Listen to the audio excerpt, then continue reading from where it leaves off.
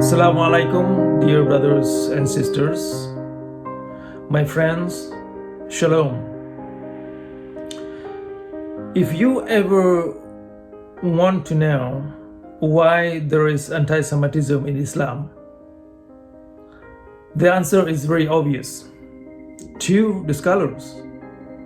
And so I'm going to show where it comes from.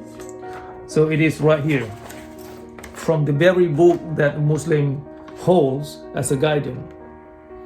So it is from the hadith that saying that the Prophet Muhammad encouraging Muslims to do killings against the Jews so that the final hour will come.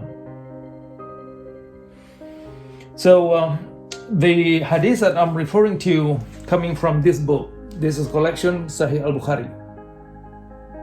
Okay, so you can access the content of the hadith online.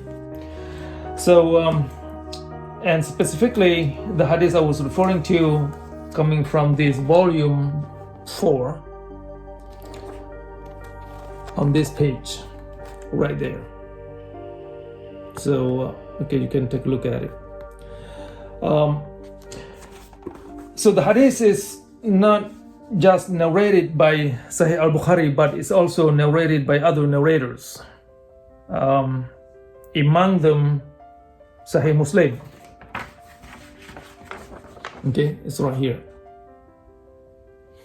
So I'm showing you so that you know that anti-Semitism in Islam is not something that not familiar to the Muslim or to the Muslim scholars, because it is embedded right in the ideology of Sharia law, if you will.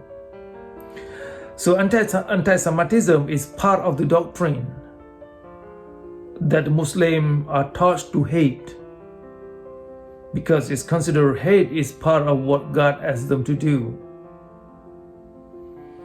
And therefore, Islam are not the religion that can achieve peace, because within the doctrine doesn't have components that can deliver a religion of Islam as a religion of peace.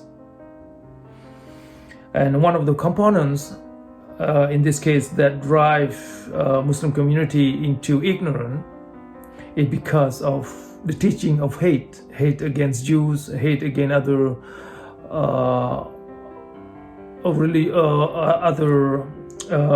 religious followers, and hates against secularism or hates against the West and so forth.